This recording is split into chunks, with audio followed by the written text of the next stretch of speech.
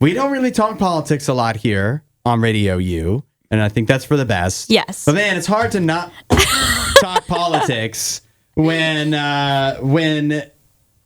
Donald Trump, our president, talks about these things that you think, and every day he does this, that you never thought of as political until obviously it comes out of the president's mouth. Yeah, and I still don't think these things are super political. No. They've been politicized, but I don't think they're super political. I think it's just like he's commenting on everything right now. Yeah, every day it's something. And in this case, we're talking about how he is promising to back plastic straws and ipso facto also get rid of paper straws. I love his quote on this, which is about the paper straws. These things don't work. I've had them many times, and on occasion they break. They explode. If something's hot, they don't last very long. Like a matter of minutes, sometimes a matter of seconds. It's a ridiculous situation. And here's the thing, he's not wrong. The paper straw, I think, has long been realized to be a failure. It just does not work. It doesn't hold up, which makes sense. It's paper. Yeah, I think, it's true. I understand the idea behind paper straws. Yeah. Because we make all types of other utensils or like eating implements out of paper, but not really forks and knives. Yeah. Because that wouldn't work. But straws, like, yeah, we have paper plates. Why can't we have paper cups? Why can't we have paper straws? But we've now experimented with this long enough, I think, to know the paper straws don't work. So instead, the other thing is, like, in what actual practice does this come into, like, where Donald Trump, where he has any say, or like, what does he have to do with who's using paper or plastic straws or whatever? I guess there's some government areas where like they get to choose what to buy. Right, so, right. From the president himself, they're saying it needs to be plastic. I feel like this doesn't go far enough.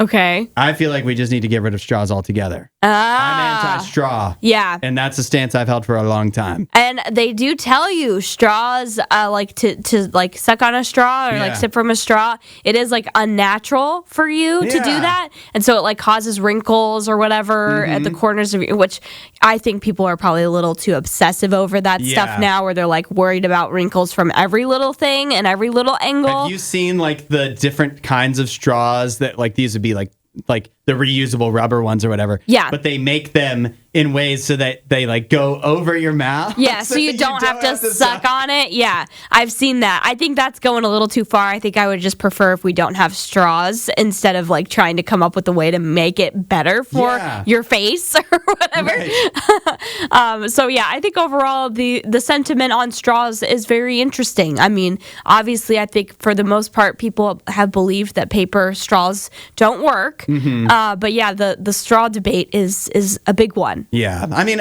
listen, I'm not the kind of, I guess when I say he hasn't gone far enough, I'm not the type of guy. I don't think we need to step in and say you can't have straws. Yeah. I don't think anybody needs to step in and say you can't have paper or plastic straws. For sure. If for some reason you really like paper straws, or maybe you just think that's the right thing to do, then I think that should be an option for you. Absolutely. But for me, I'm anti all straws.